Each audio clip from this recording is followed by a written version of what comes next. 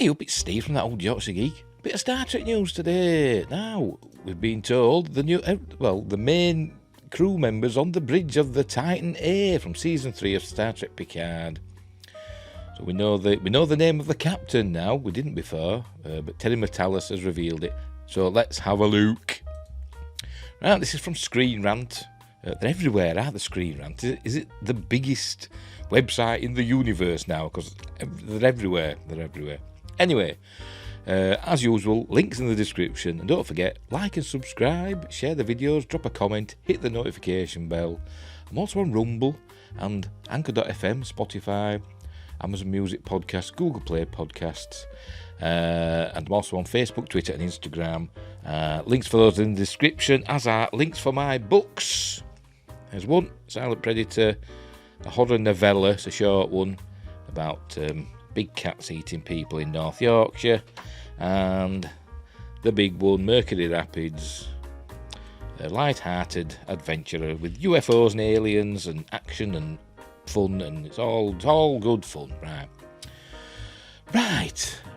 Where were we? Right, every Picard Titan A, remember it's a Titan A, bridge crew member and season 3 clues. Star Trek Picard showrunner Terry Metalis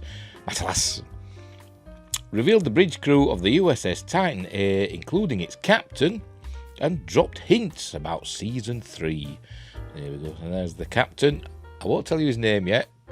It's a pretty dull name. I expected something a bit more exciting because they were keeping it secret. Anyway, and there's Commander 7 of 9. Is she Commander... Oh, you can't see that, but never mind. Is she Commander 7 of 9, or is she Commander Annika Hansen? I don't know. It doesn't say that in this article. I don't think it does, anyway.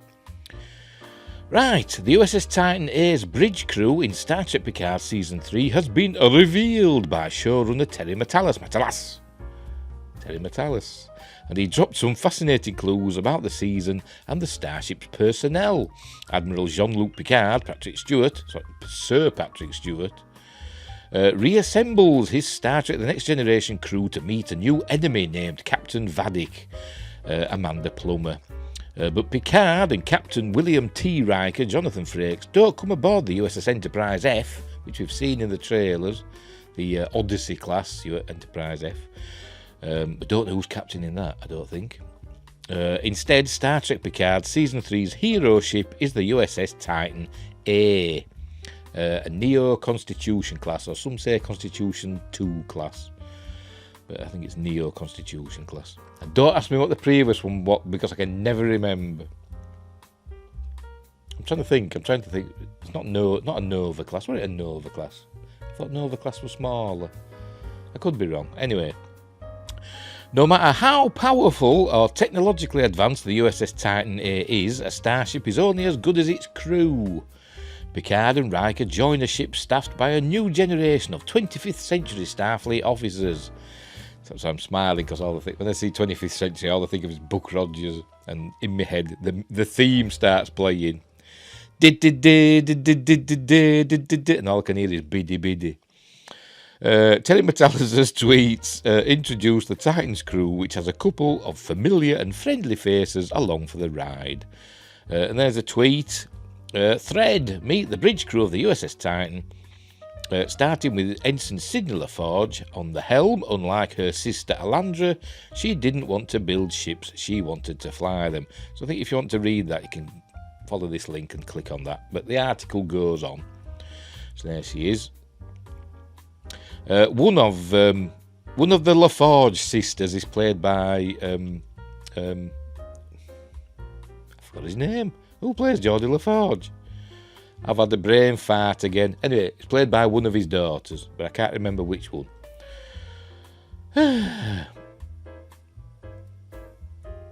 No, it's gone. I'm total blank. I'm an idiot. I'm sure I'm going to see now. Anyway, the design of the Neo-Constitution, or Constitution, that says 3 class there. I'm sure I saw it's 2. Maybe the refit were classed as Constitution 2. Class USS Titan A deliberately evokes the classic USS Enterprise, commanded by Captain James T. Kirk William Shatner. which visually ties the generations of Star Trek together. Whether the Titan's crew can rise to the occasion and prove to be one of the finest crews in Starfleet is for Star Trek Picard Season 3 to reveal. But here's who's on the bridge. Here's who's who on the bridge of the Titan. Commander 7 of 9. So it does say Commander 7 of 9. I'd have thought she'd have gone with Commander Hansen, to be honest. Maybe she's proud of her Borg heritage, even though she was human first. Anyway, as first officer of the USS Titan A, the sight of 7 of 9, Jerry Ryan, officially in Starfleet is a long time coming. 7 received a field commission to command the USS Stargazer at the conclusion of Star Trek Picard Season 2. Prior to this, 7 was a captain in the Fenris Rangers. That was in Picard Season 1. I didn't mind that, apart from the end. And she took control of the starship La Serena in between Picard Seasons 1 and 2. 7, as the Titan's number 1, fulfills the wish Admiral Catherine Janeway Kate Mulgrew had for her after Star Trek Voyager ended. I don't know. According to Metallis's tweet, 7 was placed in an accelerated Starfleet program against her own judgment. Oh, why did she do it then? This is a curious twist that hints at 7's reluctance to be in Starfleet and or be in command after Admiral Picard's field commission. It hints that 7 is not comfortable in her position as the Titan's number 1, and it'll be fascinating to see how this plays out. Ensign Sidney LaForge. Ensign Sidney LaForge, Ashley Sharp Chestnut. Oh, so she's not the other one. Her sister is going to be the daughter of LeVar Burton. It says there, I've just seen it. LeVar Burton. How could I forget that name? Is the USS Titan's A helmsperson. It's wonder they didn't say that, isn't it? Helmsperson. Helmsman. And she's part... sorry, you can't see that, can you? And she's part of the LaForge Starfleet legacy. Sydney is the daughter of Geordie LaForge. I thought a girl's name Sydney had the Y in place of the I. Or am I just thinking of Sydney, Australia? I don't know. Sydney is the daughter of Geordie LaForge, LeVar Burton, the former chief engineer of the USS Enterprise D&E. Unlike her sister, Ensign Sydney LaForge, Micah Burton. Is that Micah, Mika? I don't know. Sydney did not want to follow her father's footsteps as an engineer. Metallis notes in his tweet, Sydney didn't want to build ships, she wanted to fly them. Sydney's position as a helmsman actually does also honour her father. Geordie piloted the Enterprise D in Star Trek The Next Generation Season 1 before he was switched to become chief engineer in TNG Season 2. Remember though, in Season 1, the Enterprise had several chief engineers, because it was mentioned, one of our chief engineers was said in more than one episode. We saw the chief engineer, they all had Scottish surnames, by the way, like MacDonald and, what other one? We saw a female one, we saw a male one, and I can't remember. One were called MacDonald, and one were called something else that was a Scottish name, a Mac something. But then for Season 2 they decided just to have one chief engineer for some reason. So both Alandra and Sydney are chips off the old LaForge block after all. Lieutenant Matthew Arliss Moore, there he is. Seated opposite helmsman Sydney LaForge at the front station of the bridge is Lieutenant Matthew Arliss Moore Joseph Lee. The Titan's tactical officer, Muir, is Bajoran with the trademark ridged nose of his race. I'm just thinking of his name though. Is he half Bajoran and half human? Because Matthew's a human name, isn't it? So anyway, which Metallis confirmed on Twitter. Starfleet apparently hasn't relaxed its rule on Bajorans wearing their earrings, as Captain Picard did for Ensign Laren, get that right, on TNG. Well, maybe he doesn't follow, the Bajoran teachings, the prophets and all that. I don't know. We will see.